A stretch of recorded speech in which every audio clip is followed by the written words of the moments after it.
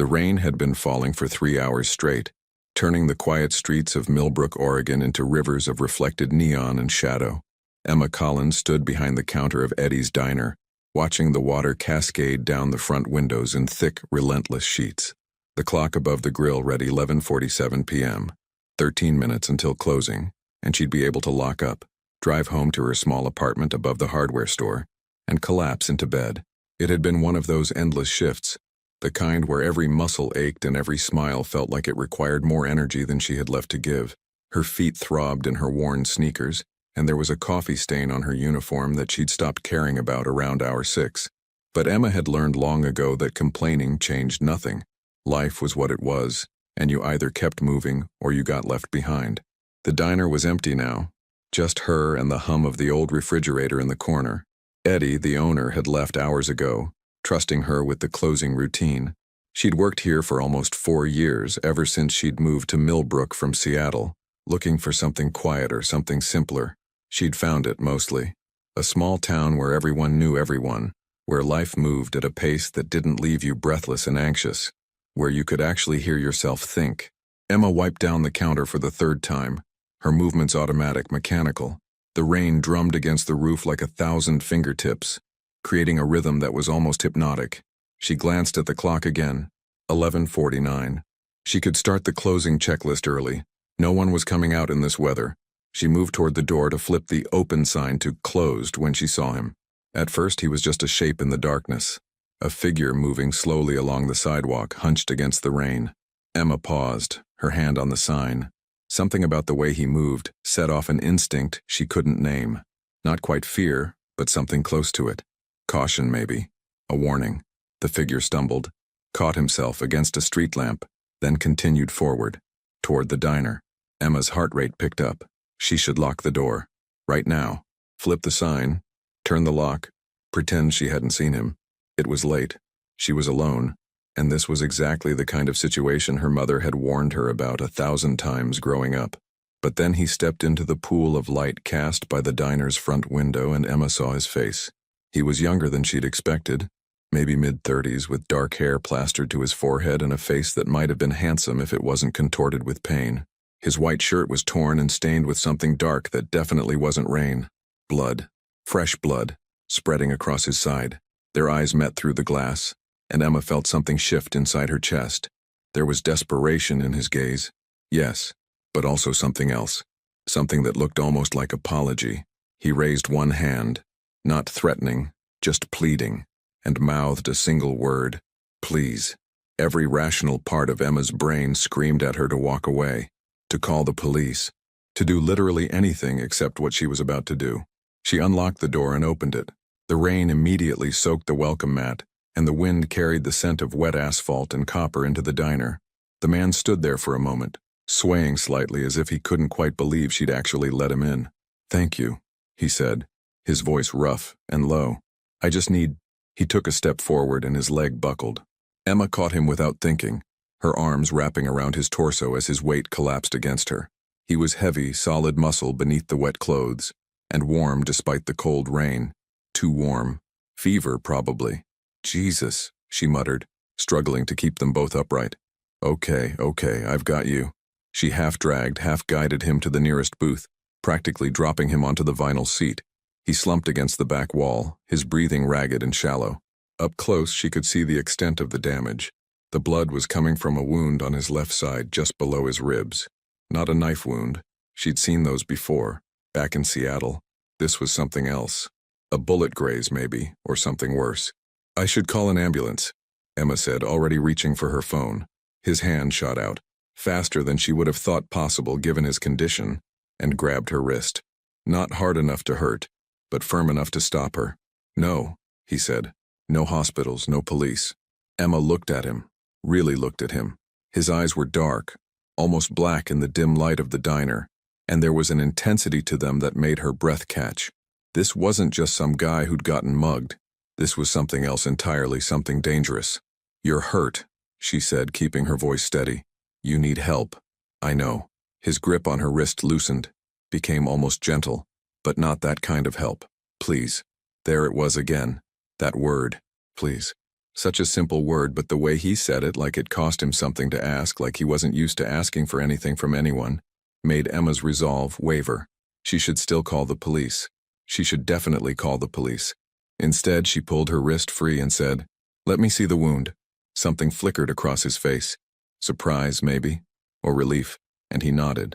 His hands moved to his shirt, but they were shaking too badly to manage the buttons.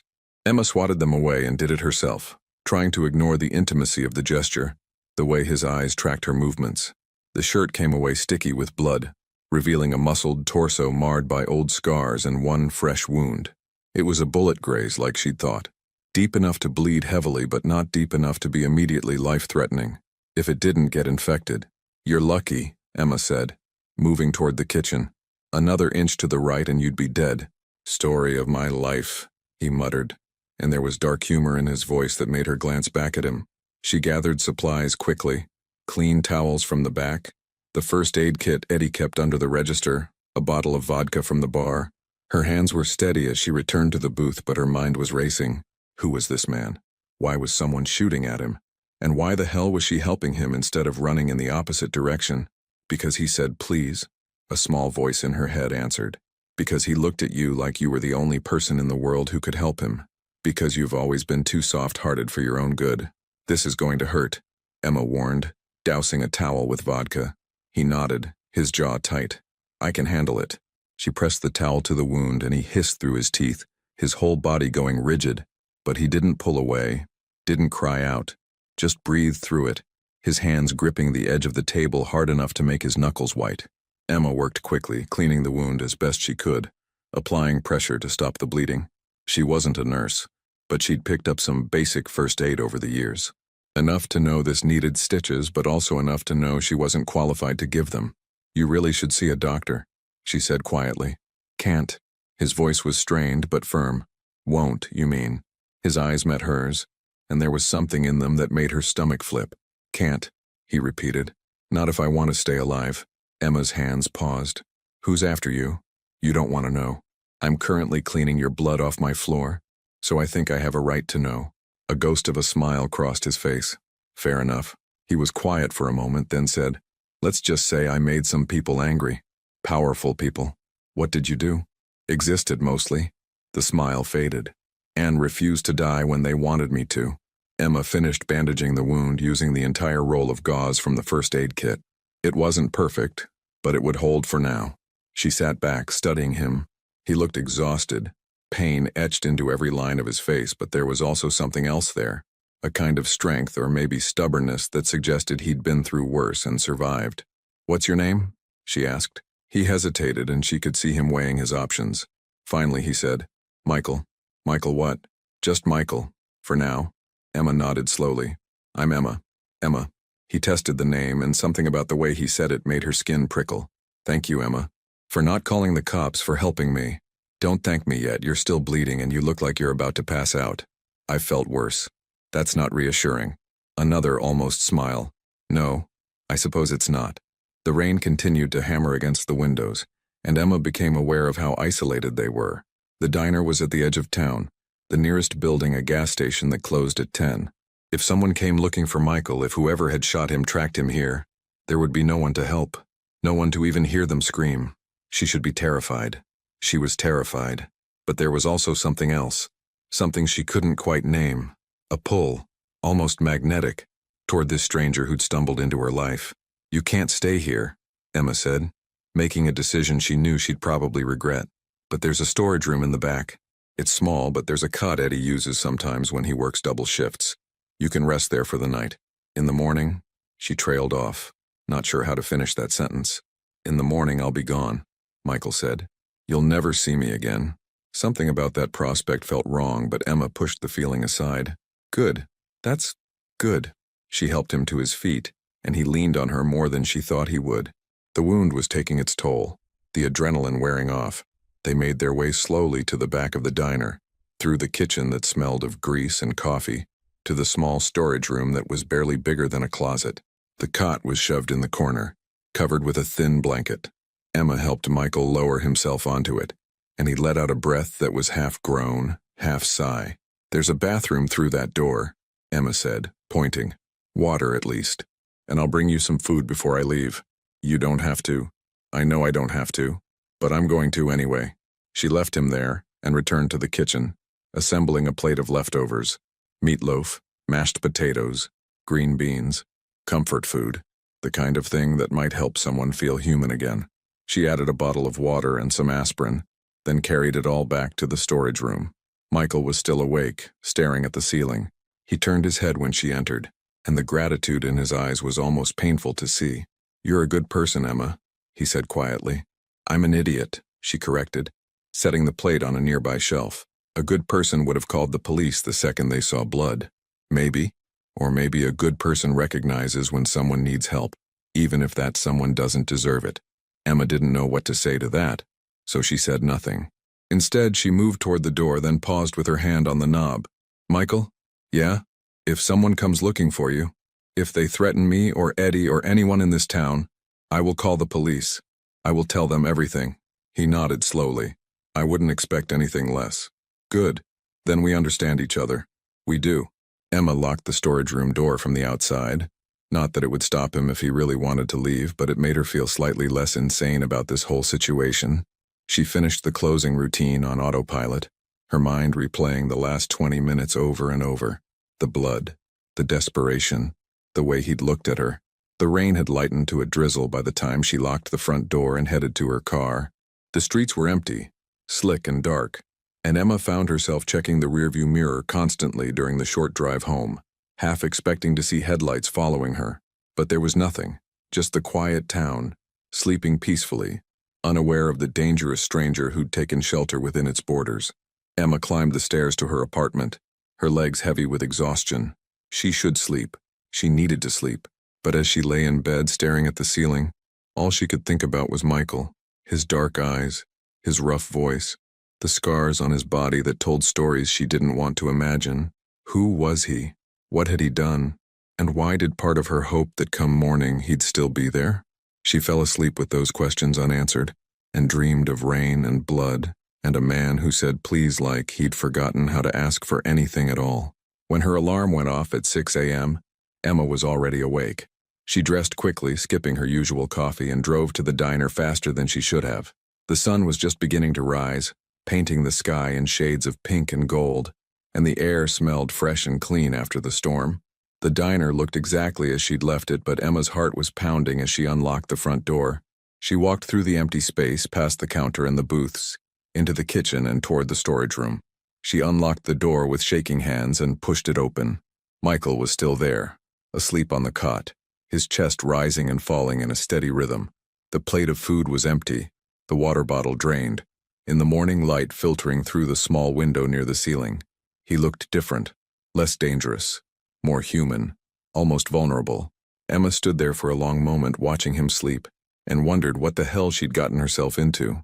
Then his eyes opened, dark and alert, locking onto hers immediately. "Good morning," he said, his voice rough with sleep. "Morning," Emma replied, her mouth suddenly dry. And somewhere in the distance, though neither of them could hear it yet, 5 black Cadillac Escalades were heading toward Millbrook, carrying men with cold eyes and colder intentions, determined to bring their boss home, by force if necessary. Everything was about to change. The silence between them stretched for what felt like an eternity, but was probably only seconds. Michael sat up slowly, wincing as the movement pulled at his wound, and Emma forced herself to breathe normally. In the pale morning light, she could see him more clearly than she had the night before. The sharp line of his jaw shadowed with stubble, the exhaustion etched around his eyes, the way he held himself with a kind of controlled tension, like a coiled spring ready to release. "How are you feeling?" Emma asked, breaking the silence. Her voice sounded too loud in the small space.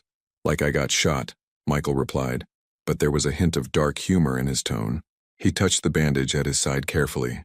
"But better than I did last night, thanks to you." Emma shifted her weight, suddenly uncomfortable with the gratitude in his voice. "I brought some clean clothes," she said, gesturing to the bag she'd grabbed from the lost and found box in the front. "They're not much, just things people left behind. A t-shirt, some jeans. They might fit." Michael took the bag, his fingers brushing hers for a moment. The contact sent an unexpected jolt through her, and she pulled back quickly. "I'll give you some privacy," she said, moving toward the door. Emma. She turned back. Michael was watching her with an intensity that made her throat tight. Why did you help me? He asked. Really? You didn't know me. You still don't. I could be anyone. I could be dangerous. Emma considered the question, considered lying or deflecting, but something about the way he looked at her demanded honesty. I don't know, she admitted. Maybe because you said please. Maybe because you looked like you were out of options, or maybe, she paused, searching for words. Maybe because I know what it's like to need help and have nowhere to turn. Something shifted in Michael's expression. Recognition, perhaps, or understanding. You've been there, haven't we all? Emma said lightly, but they both knew it wasn't a casual question. Get changed. I'll make us some coffee.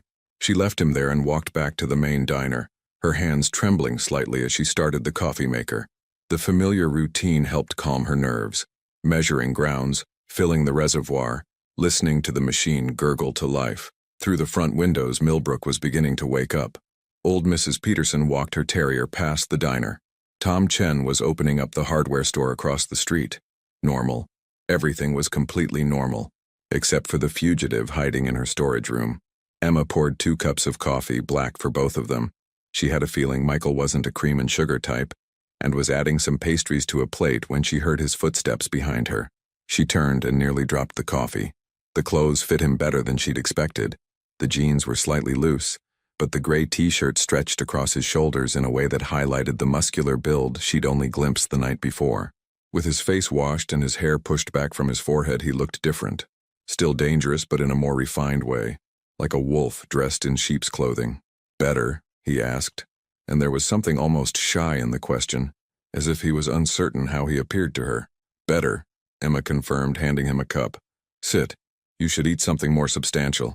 Michael settled into a booth near the back, where he'd have a view of both entrances, a detail Emma noticed but didn't comment on.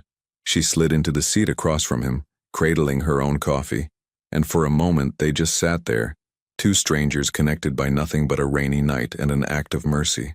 Tell me about Millbrook, Michael said finally. How long have you lived here? Almost 4 years, Emma replied. I moved here from Seattle after I needed a change. Running from something? Aren't we all? She echoed her earlier words, then sighed. An ex-boyfriend. He was bad news. Controlling, manipulative. It took me too long to see it, and when I finally did, I knew I needed to get far away. Michael nodded slowly. That took courage. It took desperation, Emma corrected. Courage is facing the thing you're afraid of. I just ran. Sometimes running is the bravest thing you can do. There was weight in those words, personal experience, and Emma found herself leaning forward. Is that what you're doing? Running? Michael took a long drink of coffee, his eyes distant. I'm trying to. Whether I'll succeed is another question. What did you do, Michael? What's so bad that people are trying to kill you? He was quiet for so long that Emma thought he wouldn't answer. Then he set down his cup and met her gaze directly. I was born into a certain kind of life, he said carefully. A family business, you could call it, not the legal kind. For a long time I did what was expected of me. I was good at it. Too good, maybe. Emma's heart was pounding, but she kept her face neutral. What kind of business? The kind where people get hurt when they don't follow the rules. Where loyalty is everything and betrayal is death. He paused. I started questioning things. Decisions being made. People being sacrificed for profit. I tried to change it from the inside, but there are others who, they don't want change, they want power. And I became a liability. So they tried to kill you. They're still trying. Michael's jaw tightened. There's a faction within the organization, my uncle's people mostly, who think I've gone soft, that I'm weak. They orchestrated what was supposed to look like a hit from a rival family, but I saw it coming. Barely. Emma absorbed this, trying to reconcile the man sitting across from her with the picture he was painting. A mobster. He was a mobster, or something close to it. She should be terrified, should be running for the nearest phone. But all she felt was a strange, complicated sympathy. So what happens now? She asked. Now I figure out who I can trust in my own organization. I contact my people, the ones I know are loyal, and I take back control before my uncle consolidates power completely. He looked at her. But that's not your problem. I'll be gone within the hour. You've already done more than enough. Where will you go? Better you don't know. Emma nodded, understanding, and hating how much that answer stung. They'd shared one night, a few hours of conversation, and already she felt connected to him in a way she couldn't explain. It was irrational, dangerous, stupid, but real. The sound of engines cut through the morning quiet. Michael's head snapped toward the window, his entire body going rigid. Emma turned to look and felt her blood run cold. 5 black Cadillac Escalades were pulling up to the diner, moving in synchronized formation like a military convoy. They parked in a semicircle in front of the building, blocking the street. The engines cut simultaneously, and for a moment, there was only silence. Then the doors opened. Men emerged from each vehicle, 12 of them in total, all dressed in dark suits, all moving with the same controlled, purposeful grace. They weren't rushing, weren't drawing weapons, but there was an unmistakable threat in their presence. This was a show of force. Fuck, Michael breathed. He stood quickly, his hand instinctively going to his side where a weapon should have been but wasn't. Emma, get behind the counter. Lock yourself in the kitchen. Don't come out no matter what you hear. Michael, now. But it was too late. The front door opened, bells chiming cheerfully, and a man walked in. He was tall, maybe 6'3", with silver hair slicked back from a face that might have been handsome if it wasn't so cold. He wore a charcoal suit that probably cost more than Emma made in 3 months, and he moved with the confidence of someone who'd never heard the word no in his entire life. His eyes swept the diner, passed over Emma without interest, and locked onto Michael. "Boss," the man said, and there was relief in his voice. Real, genuine relief. "Thank Christ. We've been looking everywhere for you." Michael didn't relax. If anything, he tensed further. "Vincent, how did you find me?" "Your phone before you ditched it. We tracked the last ping to this area, then spent all night canvassing." Vincent took a step closer, his hands visible and empty. "We need to get you out of here. It's not safe. Nowhere safe right now. Safer than here." Vincent's eyes flicked to Emma, finally acknowledging her presence. "Who's she?" "No one," Michael said quickly. Too quickly. "Just the waitress. Wrong place, wrong time." Emma felt a sting at being dismissed so casually, even though she understood why. Vincent studied her for a long moment, his expression unreadable, then nodded slowly. "We should go," he said to Michael. "The others are securing the perimeter, but we can't stay long. If Lorenzo's people are tracking you too." "I know." Michael ran a hand through his hair, and Emma could see the conflict playing out across his face. "Give me a minute." Vincent's eyebrows rose. "Boss." "A minute, Vincent. Wait outside." For a moment, Emma thought Vincent would refuse, but then he nodded, shot one more suspicious glance at Emma, and walked out. Through the windows, she could see him conferring with the other men, all of them maintaining a watchful perimeter around the diner. Michael turned to her, and the vulnerability in his expression made her chest ache. "I'm sorry," he said. "I never meant to bring this to your door. I know. These are my people. Vincent, the others, they're loyal. They won't hurt you. But after I leave, if anyone else comes asking questions, tell them the truth. Tell them I was here. Tell them you helped me. Don't try to protect me." "Michael, please." There was that word again, breaking something inside her. "I need to know you'll be safe." Emma wanted to argue, wanted to tell him she could take care of herself, but the words caught in her throat. Because looking at him now, seeing the way he stood there like he was memorizing her face, she realized something terrifying. This wasn't just gratitude she was feeling. This wasn't just sympathy for someone in trouble. This was something else entirely. Something that had started the moment he'd stumbled through her door, bleeding and desperate. Something that had grown through the night and the morning, through coffee and conversation and shared secrets. "Will I see you again?" she asked, hating how small her voice sounded. Michael's expression softened. He reached out, his hand cupping her cheek, his thumb brushing across her skin with unexpected gentleness. "You shouldn't want to. That's not what I asked." He smiled then, a real smile that transformed his entire face. "You're something else, Emma Collins." "Is that a yes or a no?" "It's a I hope so," he admitted. "Even though I shouldn't. Even though it's the last thing either of us needs."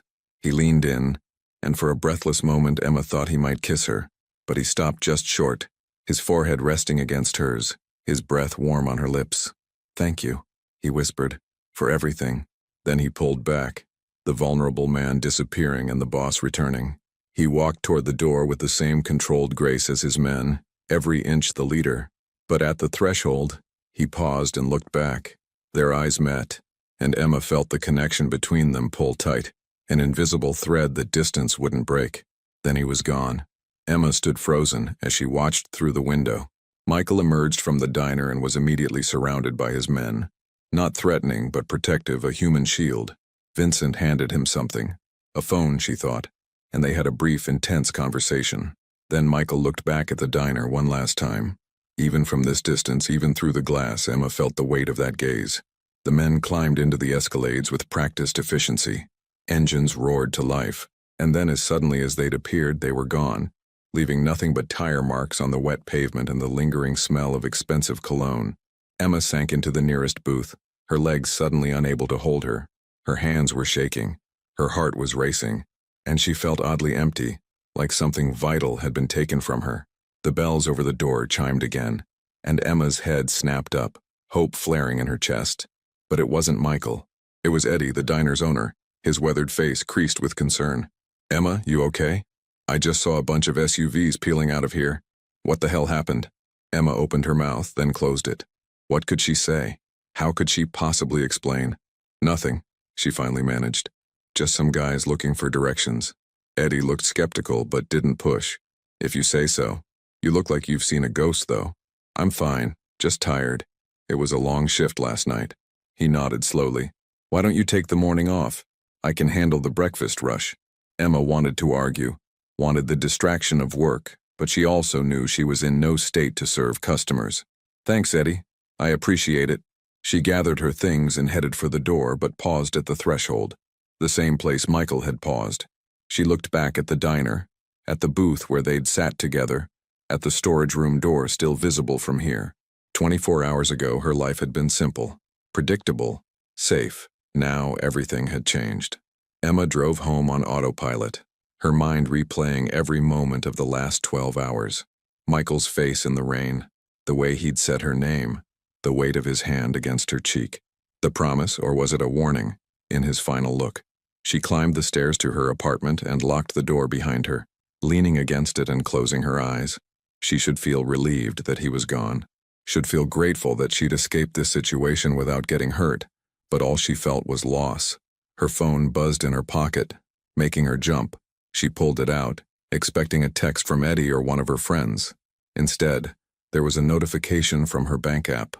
A deposit had been made to her account, $20,000. Emma stared at the screen, her heart pounding. There was no message, no explanation, but she knew. She knew. Her phone buzzed again. This time, a text from an unknown number. "For your kindness, for your courage, for not asking questions you didn't want the answers to. Stay safe, Emma. M." She read the message 3 times, her eyes burning. Then she noticed something else. A second text, sent immediately after the first. "P.S. I lied. I do hope to see you again. Soon." Emma laughed. The sound, somewhere between a sob and genuine joy. She saved the number, even though she knew she shouldn't, and typed back a simple response. "Be careful out there, Michael." The reply came almost instantly. "Always, you too." Emma set the phone down and walked to her window, looking out over Millbrook. The town looked the same as always, quiet, peaceful, ordinary, but she knew better now. She knew that beneath the surface there were currents she'd never imagined. Danger and darkness and complicated men who said please like they meant it. And somewhere out there in those black escalades speeding toward whatever came next was Michael Russo, a man she barely knew, but couldn't stop thinking about. A man who'd looked at her like she mattered. A man who'd just changed everything. Emma pressed her hand against the window, feeling the cool glass under her palm, and made a decision. She didn't know what came next. Didn't know if she'd ever see Michael again, or if that deposit was his way of saying goodbye. But she knew one thing with absolute certainty. Whatever happened, whatever consequences came from that rainy night and her choice to open the door, she wouldn't regret it. She'd helped someone who needed help. She'd shown compassion when it would have been easier, safer, to look away. And maybe, just maybe, she'd found something she hadn't even known she was looking for. Down on the street, a black sedan that hadn't been there before was now parked across from her building. Emma noticed it but didn't think much of it at first. Millbrook wasn't big enough for much crime. But then the driver's side door opened, and a man in a dark suit stepped out.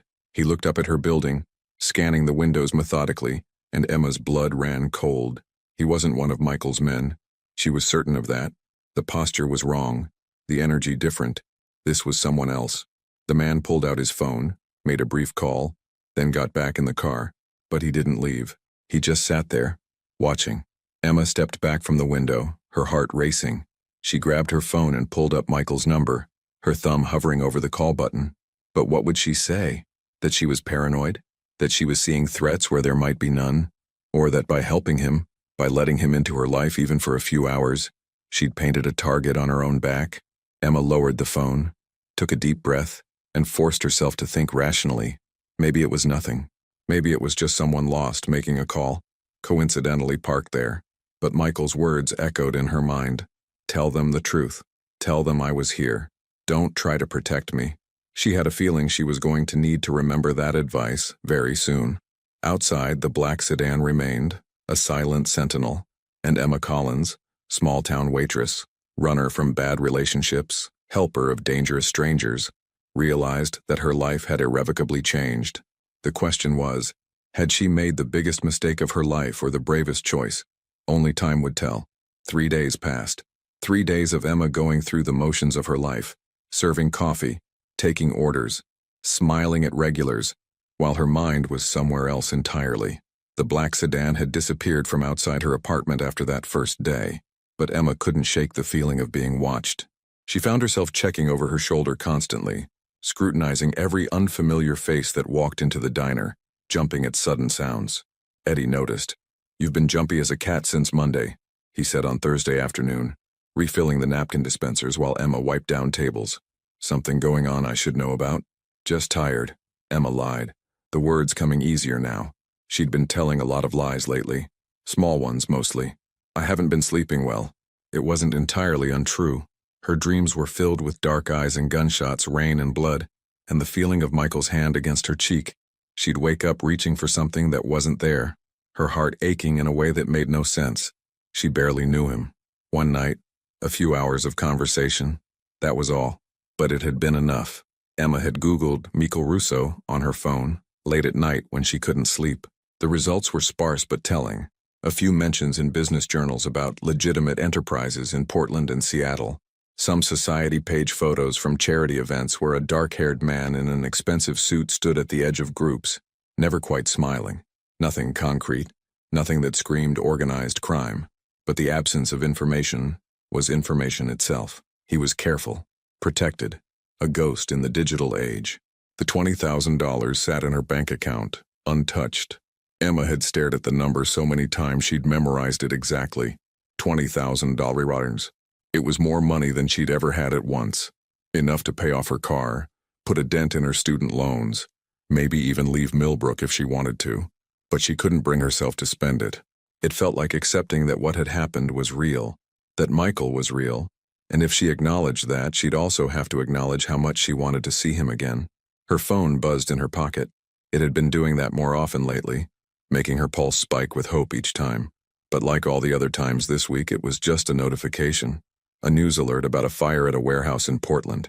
3 people dead, suspected gang violence. Emma's stomach turned. Was that Michael's world? Death and violence and warehouses burning in the night? "Emma," Eddie's voice cut through her thoughts. "You've been wiping that same table for 5 minutes. It's clean enough." She blinked, realizing she'd been standing frozen, cloth in hand, staring at nothing. "Sorry. I'll take my break." Outside, the October air was crisp and cool, carrying the scent of fallen leaves and distant wood smoke. Millbrook looked like a postcard of small-town America. The hardware store with its faded awning, the coffee shop with mismatched furniture visible through the windows, the old theater that only showed movies on weekends. Safe, simple, boring. Everything she'd wanted when she'd fled Seattle. Now it felt like a cage. Emma walked to the small park at the end of Main Street, sat on a bench beneath a maple tree that was losing its leaves in shades of red and gold, and pulled out her phone. Michael's number was still saved. That last text thread still open. "Be careful out there, Michael. Always. You too." 3 days of silence since then. 3 days of wondering if he was okay, if he was even alive. 3 days of telling herself she was being ridiculous, that she needed to forget about him and move on. Her thumb hovered over the keyboard. She could text him. Just something simple. "Hope you're okay." Or, "Thinking about you." Or even just, Hi. But what if he didn't respond? What if the silence was intentional, his way of cutting ties cleanly? Or worse, what if he couldn't respond? Emma was so absorbed in her phone that she didn't hear the footsteps until they were right behind her. Emma Collins? She spun around, her heart leaping into her throat. A man stood there. Not one of Michael's people, but not threatening either. He was maybe 50, with gray hair and a kind face, wearing jeans and a flannel shirt that made him look like every other resident of Millbrook. But his eyes were sharp, assessing. "Who's asking?" Emma managed, proud that her voice didn't shake. "My name's Frank Morrison. I'm a private investigator." He held up his hands, showing they were empty. "I'm not here to cause trouble. I just want to ask you a few questions." "About what?" "About Monday night. About the man you helped." Emma's blood ran cold. "I don't know what you're talking about. Please, Ms. Collins, I'm not with the police and I'm not with anyone who wants to hurt you." Frank took a step closer, his expression sincere. "I'm actually trying to help, but I need information." "Help who?" "That's complicated." Frank glanced around the empty park, then sat on the bench beside her, not close enough to be threatening, but near enough to talk quietly. "Michael Russo is in danger, real danger. And if you know where he is, you might be in danger too." Emma's hands clenched around her phone. "I told you, I don't know. He was here Monday night. He was injured. You gave him shelter." Frank's voice was gentle but firm. "I'm not guessing, Ms. Collins. I have witnesses who saw the Escalades. I have bank records showing a large deposit into your account the next day. I have security footage from the gas station down the street showing a man matching Russo's description, walking toward your diner at 11:43 p.m. in the rain." Emma felt the walls closing in. "Who hired you?" "Someone who cares about Michael's well-being. Someone who's worried that the current situation is going to end with him dead." Frank leaned forward slightly. "Look, I know you don't know me. You have no reason to trust me. But I need you to understand something. There are two factions fighting for control of the Russo organization right now. Michael's people, who want reform, and his uncle Lorenzo's people, who want things to stay exactly as they've always been. Violent, profitable, and brutal. And which side are you on?" "I'm on the side that pays me," Frank admitted. "But I also have a conscience. Michael Russo, for all his faults, is trying to do something good. He's trying to steer his family's organization away from the worst of their activities. His uncle wants him dead for it." Emma stared at him, trying to read truth from deception. "If Michael wanted me to know where he was, he would have told me." "Would he? Or would he try to protect you by keeping you in the dark?" Frank's eyes were kind. "Ms. Collins, I've been doing this job for 20 years. I've seen a lot of bad men. Michael Russo is not one of them. Dangerous, yes. Complicated, absolutely. But not bad. Then why do you need to find him?" "Because Lorenzo's people are getting close. And when they find him, and they will, there's going to be bloodshed. A lot of it." Frank pulled a card from his pocket and held it out. "I'm staying at the Millbrook Inn, room 204. If you hear from him, if he contacts you, please call me. I might be able to help." Emma didn't take the card. "And if I don't?" Frank set it on the bench between them. "Then I hope you're prepared for what comes next." He stood, gave her a long look that might have been pity or warning or both, and walked away. Emma sat frozen, staring at the business card like it might bite her. Frank Morrison, private investigator. A Portland phone number. She should throw it away. Should pretend this conversation never happened. Instead, she took a photo of it with her phone and tucked the card into her pocket. That night, Emma couldn't sleep. She lay in bed staring at the ceiling, Frank's words playing on repeat in her mind. When they find him, and they will, there's going to be bloodshed. At 2:17 a.m., her phone buzzed. Emma grabbed it so fast she nearly dropped it, her heart pounding. Unknown number. "Emma? It's Vincent, Michael's second, don't hang up." She sat up, suddenly wide awake. "Where is he? Is he okay?" "He's alive. Injured again, but alive." Vincent's voice was tight with stress. "There was an ambush yesterday. Lorenzo's people. We got out, but it was close." "Why are you calling me?" "Because he won't stop asking about you."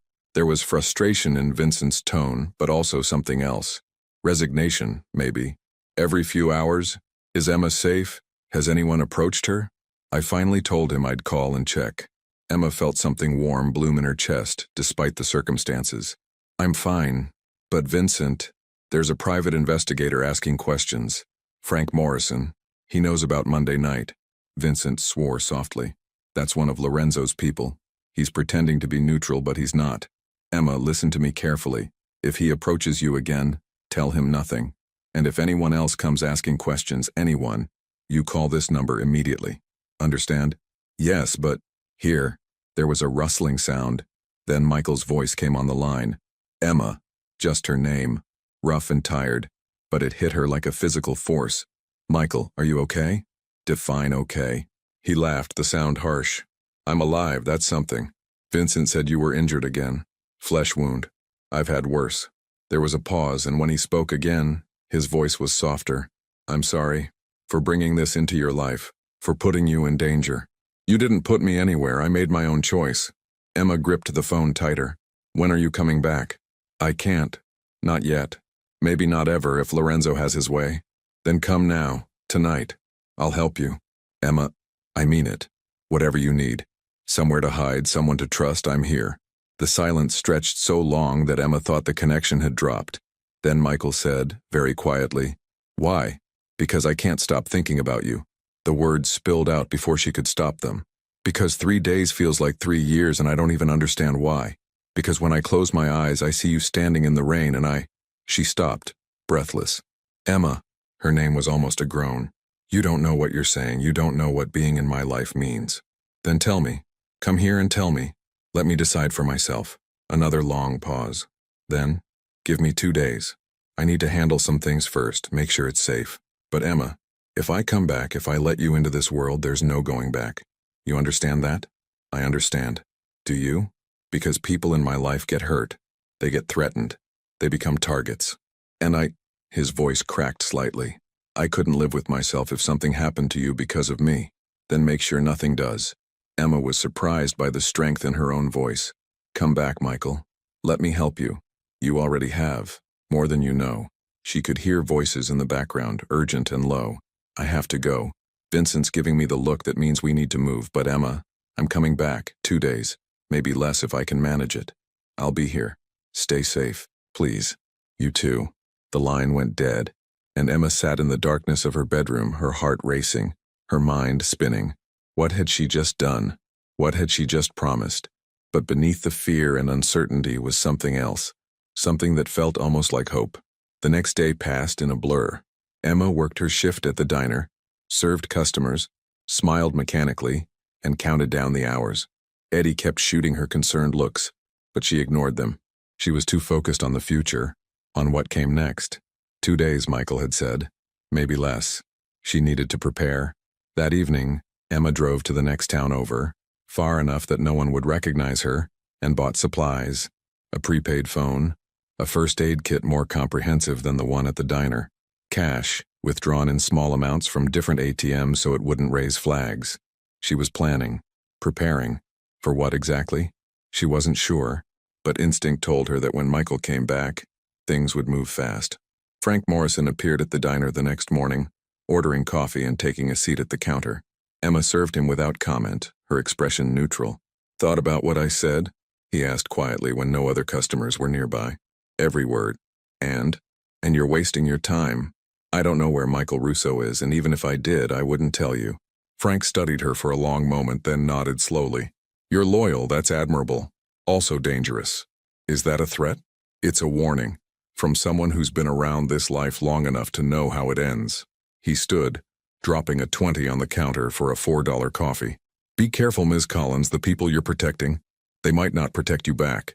He left, and Emma watched him go, her jaw tight. He was wrong. Michael would protect her.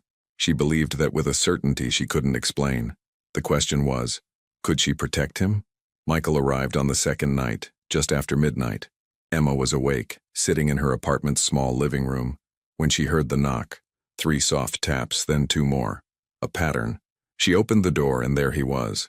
He looked worse than he had the first night. New bruises on his face, a cut above his eyebrow, exhaustion in every line of his body. But his eyes were clear and intense, locked on hers with an expression that made her breath catch. Hi, he said. Hi yourself. Emma stepped back, letting him in, and locked the door behind him. You look terrible. You look beautiful. The words hung in the air between them, honest and raw. Emma felt heat rise to her cheeks. Flatterer. Realist. Michael moved closer, and suddenly the small apartment felt even smaller. Emma, before anything else, I need to know you understand what you're getting into. If we do this, if we really do this, your life will never be the same. I know. Do you? Because it's not just danger. It's lies and secrets and constantly looking over your shoulder. It's being connected to things you'll hate, to decisions that keep you up at night. Emma cut him off by grabbing his shirt and pulling him down to her. The kiss was fierce and desperate, months of longing compressed into seconds. Michael responded immediately, his hands coming up to frame her face, his body pressing against hers. When they finally broke apart, both breathing hard, Emma said, I understand, and I'm choosing you anyway. Michael rested his forehead against hers, his eyes closed. You're going to be the death of me, Emma Collins, or your salvation. She pulled back slightly, meeting his gaze. Now tell me what's really going on, all of it. No more secrets. So he did. They sat on her worn couch, shoulders touching, and Michael told her everything. About the Russo family organization, built by his grandfather during Prohibition and expanded by his father into legitimate businesses layered over illegal ones. About inheriting control 5 years ago after his father's death, and his efforts to slowly transform the organization into something less violent. About his uncle Lorenzo, his father's younger brother, who saw Michael's reforms as weakness. About the faction of old guard members who agreed. About the ambush that had sent Michael running, and the war that was now brewing for control of the family. I have loyal people, Michael said, Vincent and others, but Lorenzo has numbers and experience and no moral qualms about killing anyone who stands in his way. What's your plan? Consolidate my support. Force a meeting of the families. There are 5 major organizations in the Pacific Northwest, and they all have a say in who leads the Russos. If I can convince them I'm the legitimate heir, Lorenzo will have to back down or risk a war he can't win. And if you can't convince them? Michael's jaw tightened. Then Lorenzo takes over and everyone who supported me disappears, including me. Emma absorbed this. What do you need from me? Nothing. What do you need? She repeated firmly. Michael looked at her for a long moment, something vulnerable and hopeful flickering across his face. A safe place. Somewhere Lorenzo's people won't think to look while I coordinate with my allies, and he hesitated. Someone who reminds me why I'm fighting, why any of this matters. Emma took his hand, threading her fingers through his. You can stay here, as long as you need. It's too dangerous. Everywhere is dangerous right now. At least here you won't be alone. Michael pulled her close, burying his face in her hair. I don't deserve you. Probably not, Emma agreed, but her arms tightened around him. But you're stuck with me anyway. They stayed like that for a long time. 2 people from different worlds, holding on to each other in the darkness. Outside, Millbrook slept on, peaceful and unaware. But in Emma's small apartment, everything was changing. And there was no going back. Michael stayed for 3 days. 3 days that felt both like an eternity and no time at all. Emma called in sick to work, something she never did, telling Eddie she had the flu. He sounded skeptical but didn't push, just told her to rest and feel better. She felt guilty lying to him, but what choice did she have? Sorry, Eddie, I'm harboring a fugitive mob boss in my apartment. Wasn't exactly a viable explanation. During the days, Michael made calls on encrypted phones, speaking in low tones in languages Emma didn't always understand. Italian sometimes. Other times just coded phrases in English that meant nothing to her but everything to whoever was on the other end. She learned to read his moods by the set of his shoulders, the tightness around his eyes. Some calls went well, others didn't. Vincent came and went, always at odd hours, always checking the street before entering. He brought supplies, burner phones, laptops, files, and manila folders that Michael would study for hours. He was professional with Emma, polite but distant, clearly still uncertain about her role in all this. She doesn't need to be here for this, Vincent said on the second night when Michael was reviewing what looked like financial records. She stays, Michael replied without looking up. This is her home, her choice. It's a liability. It's non-negotiable. Vincent had looked at Emma then, something assessing in his gaze, and finally nodded. After that, he seemed to relax slightly around her, even accepting the coffee she offered him. During the nights when the calls were done and Vincent was gone, Michael and Emma would talk. Really talk. She learned about his childhood, raised in wealth but also in violence, taught from a young age that loyalty was everything and weakness was death. About his mother, who died when he was 12, and how her absence had left a hole in their family that his father had tried to fill with control, and his uncle, with ambition. She would have hated what we became, Michael said one night, lying on Emma's couch with his head in her lap. She was running her fingers through his hair, a gesture that had become natural between them. My mother believed in honor, in helping people. My father, he believed in power. What do you believe in? Emma asked. I don't know anymore. Michael's eyes were distant. I used to think I could change things from the inside, make the organization less violent, more legitimate. But every step forward feels like 2 steps back, and people keep getting hurt. Then why keep trying? Because if I don't, who will? Lorenzo will turn us back into what we were 30 years ago. Brutal, bloody, feared, and the people who depend on us for protection, for work, for stability, they'll suffer most. Emma had learned that the Russo organization wasn't just crime. It was also businesses, restaurants, construction companies, shipping, that employed hundreds of people. Legitimate workers who had no idea their paychecks came from a family with blood on its hands. It's complicated, she said softly. It's a mess, Michael corrected, and I'm asking you to step into it with me. I already have. He sat up then, taking her hands in his. Emma, listen to me. After tomorrow's meeting, things are going to move fast. If it goes well, I'll have the backing I need to challenge Lorenzo directly. But if it doesn't, he took a breath. If it doesn't, I need you to promise me you'll leave. Take the money I gave you and go somewhere far away. Change your name. Start over. I'm not leaving you. You might have to. No. Emma's voice was firm. We're in this together now, Michael. Whatever happens. He looked at her for a long moment, then pulled her close and kissed her with a desperation that made her heart ache. When they broke apart, his voice was rough. You're the best thing that's happened to me in years. Maybe ever. And I'm terrified I'm going to get you killed.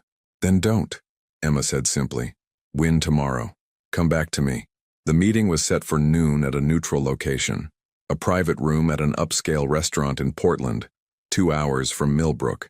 Michael left at dawn, dressed in a suit that Vincent had brought, looking every inch the powerful man he was supposed to be. But Emma could see the tension in his shoulders, the concern in his eyes. I'll call you when it's done, he promised, kissing her at the door. Stay inside. Keep your phone close.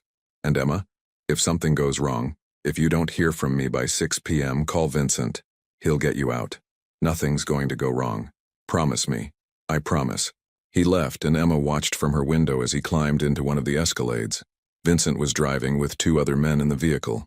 Security, protection, a reminder of how dangerous Michael's world really was. The morning crawled by. Emma tried to distract herself with television, with cleaning her already clean apartment, with anything that would keep her mind occupied. But every few minutes, she'd check her phone. No messages, no calls. At 11:30, someone knocked on her door. Emma froze. It was too early for Michael to be back, and Vincent wouldn't knock. He had a key now for emergencies. The knock came again, more insistent. Ms. Collins, Emma, I need to speak with you. It's urgent.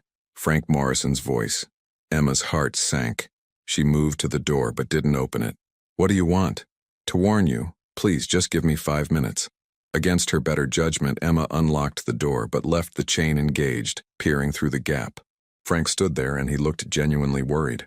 Michael Russo is walking into a trap, Frank said without preamble. The meeting he's attending right now. Lorenzo set it up. There are men waiting. Emma's blood turned to ice. You're lying. I wish I was. Lorenzo hired me to track Michael, but I didn't sign up for an execution. Ms. Collins, if you have any way to contact him, you need to do it now.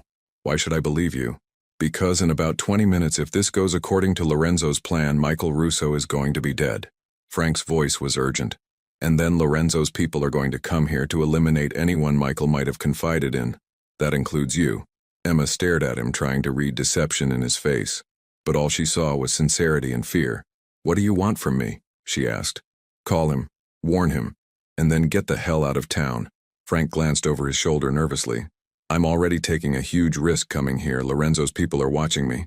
But I couldn't just let this happen. Emma made a decision.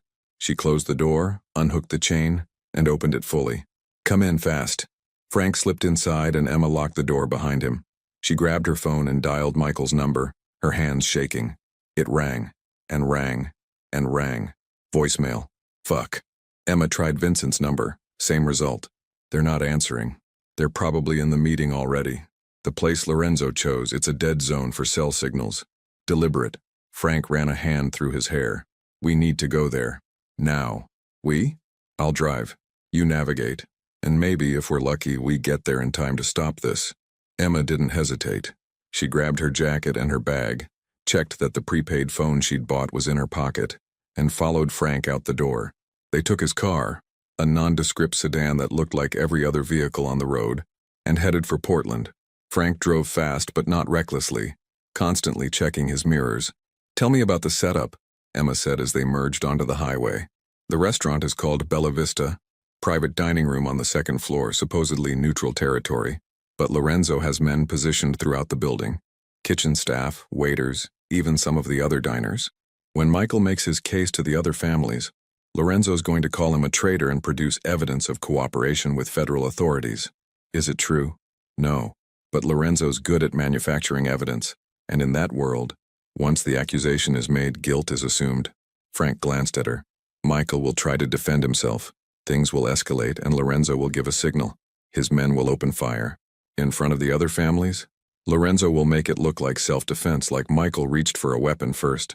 And with his people in position, they'll back up his story. Emma felt sick. How do you know all this? Because I helped plan it, Frank admitted quietly. Before I knew the kind of man Michael Russo really was. Before I understood what was actually happening. I thought I was just doing a job. Now, he shook his head. Now I'm trying to make it right.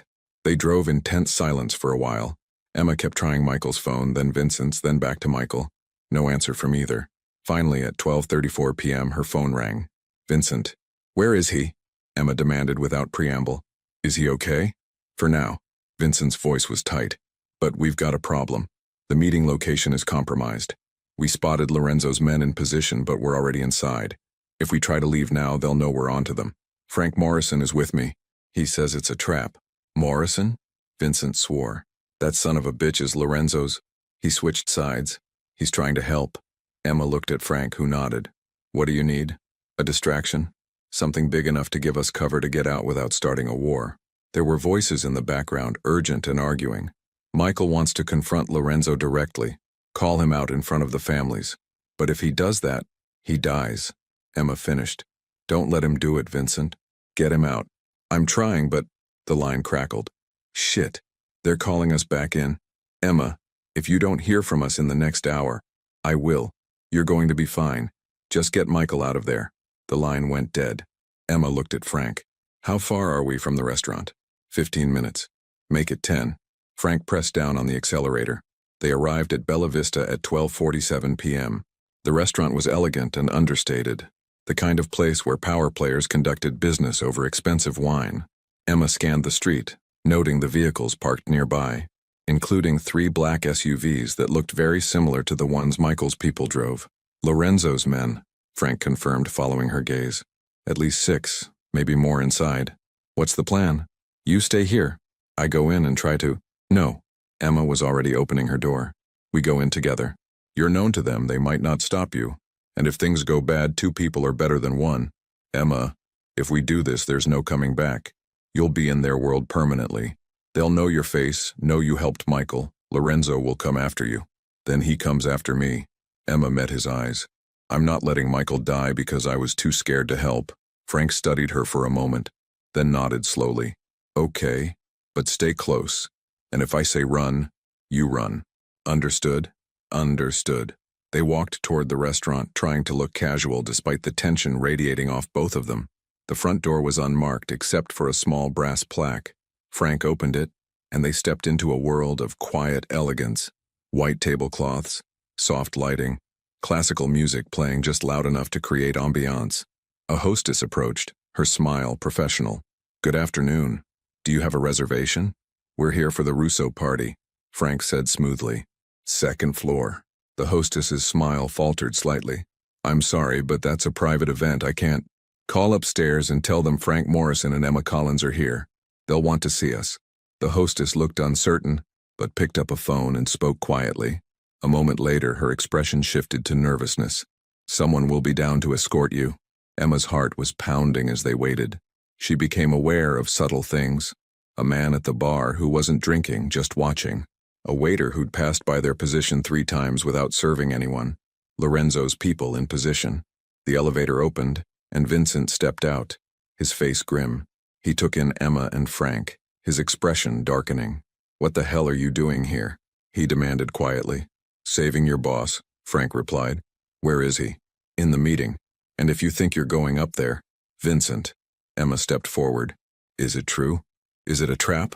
Vincent's jaw worked for a moment, then he nodded once. "We figured it out too late. We're trying to extract without causing an incident, but Lorenzo's people have all the exits covered. If Michael tries to leave before the meeting concludes, it'll look like he's running, like he's guilty. Then we need to give him a reason to leave that doesn't look like running," Emma said, an idea forming. "A emergency. Something personal that would excuse him from the meeting." "Like what?" Emma looked at Frank, then back at Vincent. "Like his girlfriend being attacked by Lorenzo's men. Right here, right now." Both men stared at her. "You're insane," Vincent said. "Possibly, but it'll work. If I walk in there, if I make a scene about being followed and threatened, Michael will have to respond. He'll have grounds to end the meeting and leave, and the other families will see it as justified. A man protecting someone he cares about. Lorenzo will know it's a setup. Let him know. What matters is we get Michael out alive." Emma's voice was steady despite her racing heart. "And then we deal with Lorenzo on our terms, not his." Vincent and Frank exchanged glances. "Michael's going to kill us for this," Vincent muttered.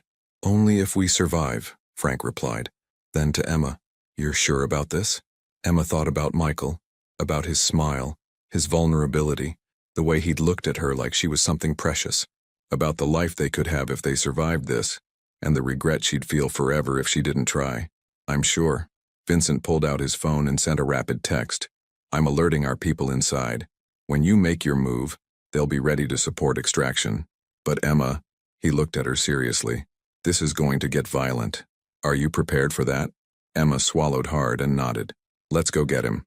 They moved toward the elevator, three unlikely allies united by a common goal: save Michael Russo, and maybe in the process, save themselves. The doors closed, and Emma took a deep breath. This was it. The moment everything changed forever. The elevator began to rise, carrying her toward danger, toward violence, toward the man who'd changed her life with a single desperate plea in the rain. Emma Collins, small-town waitress, helper of strangers, was about to walk into the lion's den, and she'd never been more terrified or more certain of anything in her life. The elevator doors opened onto a hallway, lined with dark wood paneling. Emma could hear tense voices from behind ornate double doors at the end, low, occasionally rising in argument. Two guards stood watch, hands near concealed weapons. Vincent stepped out first. "We have a situation." One guard straightened. "Sir, the meeting is still in session. Miss Collins was followed here. Lorenzo's men tried to grab her in the parking garage." The lie was delivered with such conviction that Emma almost believed it. The guard's expression shifted to alarm, then nodded, and pushed open the door. Emma followed Vincent inside and froze. 8 men sat around a mahogany table. Michael was at the far end, looking every inch the powerful leader in his dark suit. When he spotted Emma, shock and fear flashed across his face. Across from him sat Lorenzo Russo, older, silver-haired, with the same dark eyes as Michael, but twisted by cruelty and ambition. "What is the meaning of this?" Lorenzo's voice was steel. "Vincent, you know better." "Security breach," Vincent interrupted. "Ms. Collins was attacked in the parking structure. Your men, Lorenzo." The room erupted. Michael was on his feet instantly. "Emma, she's fine," Vincent said quickly. "But an assault occurred during a sanctioned meeting, on neutral ground. That's a violation of the accord." Frank Morrison stepped forward. "I witnessed it. 3 of your people, Lorenzo. I recognized them, Carlo and Dominic." An older man with steel-gray hair spoke up. "Is this true, Lorenzo? Your men acted against a civilian on neutral ground?" "I know nothing about this," Lorenzo said, but his eyes betrayed him. He looked at Emma with cold calculation. "Who is this woman?" "Someone under my protection," Michael said quietly, moving toward Emma. "She helped me when I was hurt, when I was running." "Ah," Lorenzo smiled coldly. "The famous waitress from Millbrook. How convenient that my nephew found such perfect sanctuary, almost as if it was planned." "It wasn't planned," Emma said, finding her voice despite every eye turning to her. "He came to my diner bleeding. I helped him because it was right. I didn't know who he was. And now?" Lorenzo's smile widened. "Now you know exactly what he is." "How touching." "Lorenzo, Enough. The steel-haired man, Sal Marchetti, cut through the mocking. If your men violated neutral ground, that's serious. We can't conduct business without trust. I gave no such order. Then you've lost control of your people, another family head interjected, which raises questions about your leadership. Michael reached Emma's side, his hand finding hers. We need to leave. Not yet, Lorenzo said, standing slowly. I think we deserve the truth about what secrets you shared with your new friend. I shared nothing that compromises the family, Michael replied steadily. Can you prove that? Lorenzo looked around the table. She could be federal, a plant. Check me, Emma said loudly. Search me for wires, devices, whatever you need. And if we find nothing? Lorenzo pressed. That proves nothing. Then what do you want? Emma demanded, fear converting to anger.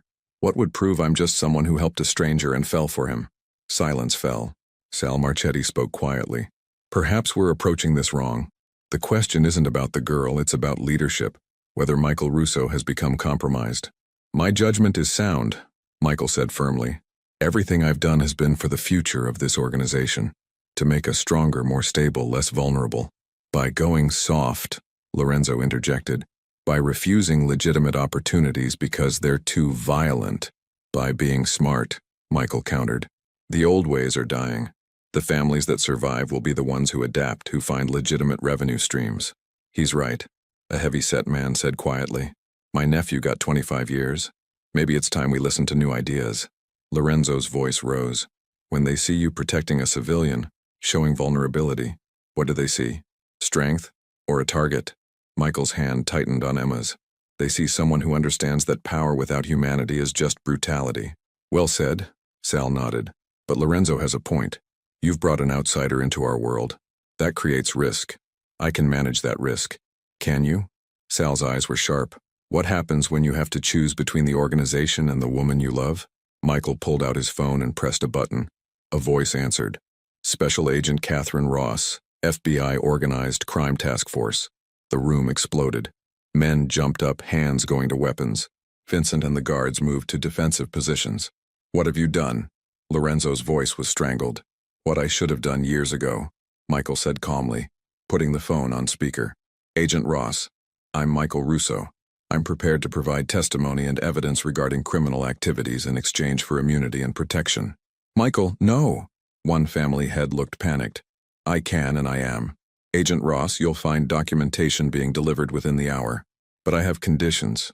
Full immunity for me and my associates. Protection for Emma Collins. And a chance to restructure the Russo organization into legitimate businesses.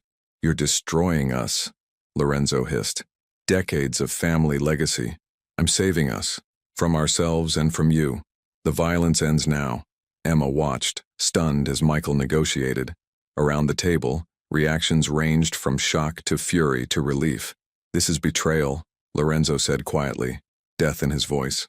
No, I'm saving what can be saved. Agent Ross, my uncle has been planning to have me killed. I'd like to add those charges to my testimony. He ended the call. The silence was deafening. Sal Marchetti spoke wearily. Well, that's one way to force change. You're all implicated, another head said, pale. I have no interest in testifying against any of you, Michael interrupted, unless you come after me or mine. But if you're willing to transition your organizations legitimately, I'll help. Or we can kill you now, Lorenzo said flatly. Vincent's gun was out instantly along with others. Within seconds, a dozen weapons were drawn. But Michael remained calm, gently pushing Vincent's gun down. Even if you kill me, it's too late. The evidence is in motion. The FBI has my testimony. Killing me accomplishes nothing. Lorenzo stared at his nephew, realizing he'd lost. You've made yourself an enemy, and I'm offering an alternative. Work with me. Transition with me. Or retire comfortably. Those are the options. Sal holstered his weapon. I'm listening. If there's a way out that doesn't involve prison or a bullet, I want to hear it. One by one, the others lowered their weapons, all except Lorenzo. This isn't over, Lorenzo said, but without conviction. Yes, it is, Uncle. The war ends here. Accept it and live comfortably, or fight it, and end up in prison. Your choice. Lorenzo straightened his jacket, looked at Michael with hatred and respect. You're either the smartest man I've ever known or the stupidest, time will tell. He walked out. The tension dropped immediately. The meeting broke up, family heads filing out. Soon only Michael, Emma, Vincent, and Frank remained. That was either brilliant or insane, Vincent said quietly. Probably both. Michael turned to Emma, exhaustion clear. I'm sorry. You saved us, Emma interrupted. You saved yourself, or painted a bigger target on our backs. Then we deal with it together. 6 months later, Emma stood in her new diner, twice the size of Eddie's old place, with her name on the sign. Business was booming, partly due to legitimate Russo businesses opening nearby. Michael walked in, dressed casually. No more constant security, just a man having lunch with his girlfriend. How was the city council meeting? Emma asked, pouring his coffee. Good. They approved the community center. Construction starts next month. He took her hand. I was thinking, maybe you should move in with me. Emma's heart skipped. Are you asking me to move in with you? I am. Emma, you saved my life. Not just that night, but every day since. I love you. I want to build this life with you. I love you too. And yes. Michael came around the counter and kissed her. Someone whistled. Someone applauded. You're making a scene. Emma laughed. Let them see that the dangerous mob boss is completely in love with a small-town waitress. Former mob boss. Emma corrected. Former mob boss, he agreed. Future husband, if you'll have me. Emma's eyes widened. Was that? Not officially. Not yet. But someday, when the time is right, I'm going to ask you properly. I just wanted you to know. I want it to be, Emma whispered. They stood holding each other while life went on around them. It had started with a desperate man in the rain and a compassionate woman who chose to help. Now it was becoming something neither had dared dream of, a real life worth living. Want some lunch? Emma asked. I make a mean meatloaf. The same one from that first night? The very same. Then yes, absolutely. Michael smiled. And Emma, thank you for taking a chance on a stranger, for staying when anyone sane would have run. Thank you for saying please, Emma replied, and for being worth the risk. Outside, 5 black Escalades sat parked, no longer symbols of danger, but reminders of how far they'd come. Emma served Michael his lunch, then sat beside him. They made plans for their future, for the life they'd build together. It wasn't perfect. There were still complications, still dangers, but they had each other, and they had hope. That rainy night when she'd opened the door to a bleeding stranger, Emma had changed both their lives forever, and she wouldn't change a single moment of it. The end was really just the beginning, and it was going to be beautiful.